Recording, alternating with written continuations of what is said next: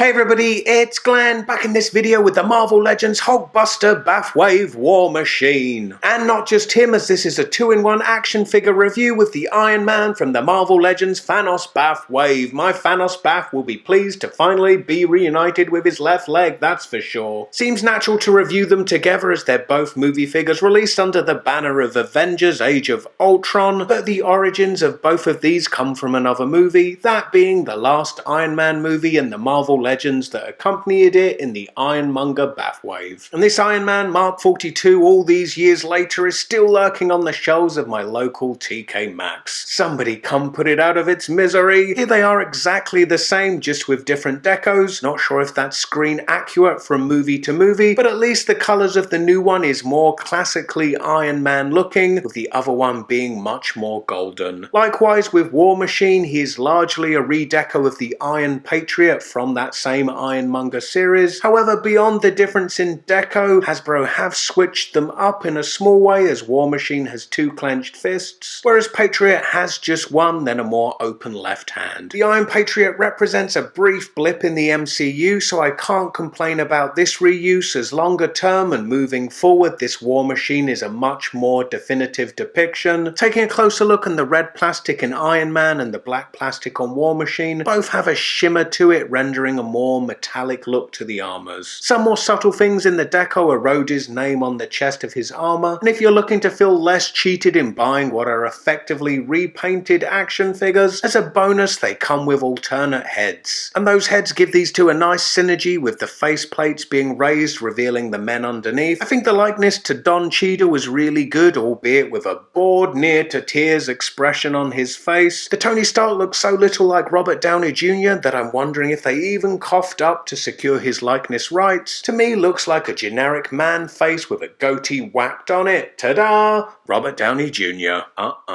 Now looking at articulation, and War Machine's shoulder cannon can be removed or placed on either side of his shoulders, with it retaining rotation where it pegs into the body. Then it's also hinged and has rotation. Moving on to the figures themselves, and they both have head rotation, then they look down the same amount, and they look up this far, maybe War Machine slightly more. That shoulder armor is made of a softer plastic, so it doesn't inhibit articulation of the arms as much as it would appear to. There's upper arm rotation. Both have double jointed elbows and wrist rotation. War Machine's wrist hinges are inhibited by the plate on the back of the hand, but the hand does still hinge inwards. Iron Man's hand also has a similar plate on the back of it, but then it does overlap, and the armored plate piece is soft enough not to inhibit the hinge. Neither have waist rotation, but in lieu of that they have rotating diaphragm joints, and this is also able to move forwards and backwards. At the hips the legs move out to the side this much, and then the legs move this far forward, and they both also move back somewhat. Both have upper leg rotation, then double jointed knees. Disappointingly, at the ankle on War Machine, the way the leg armor encases the foot, it essentially inhibits the ankle articulation. It does seem like it has the tiniest hinge and rotation. Alternatively, Iron Man has a definite ankle hinge, moving the foot backwards and forwards, plus it has that great ankle rocker pivot that I love, and taking advantage of that pivot, this is Iron Man in his widest stance possible, still with both feet flat on the floor. To me, that ankle articulation makes a huge difference when it comes to poseability. It's a shame really that War Machine lacks it, as while we'll no doubt get many an Iron Man in the future, I'm honestly not sure how many War Machines Hasbro have up their sleeve. So all things considered, if I'm honest, I'd much rather prefer comic characters in Marvel Legends, but I do know these movie ones help raise retailers' confidence in the line, so for that I'm grateful, and I'm sure many of you watching this will be pleased to expand with these two your movie teams. Anyway, for another 2-in-1 action figure review, click the video on the right. As ever, I sure would appreciate it if you could give this video a big thumbs up, subscribe for more, and I hope to see you next time. Bye.